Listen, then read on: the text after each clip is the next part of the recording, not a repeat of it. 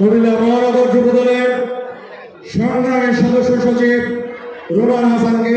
তার মূল্যবান বক্তব্য রাখার জন্য অনুরোধ করছি।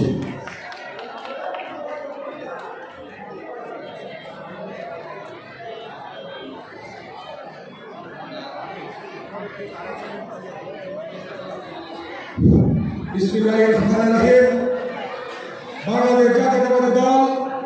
বিএনপির 13 নং ওয়ার্ড কর্তৃক আয়োজিত আজকে সম্মেলনের সম্মানিত সভাপতি 13 নং ওয়ার্ডের সুযোগ্য সাবেক কাউন্সিলর কুমিল্লা মহানগর বিএনপির সুযোগ্য যুগ্ম আহ্বায়ক যারা রাজীব ভাই উপস্থিত আজকে এই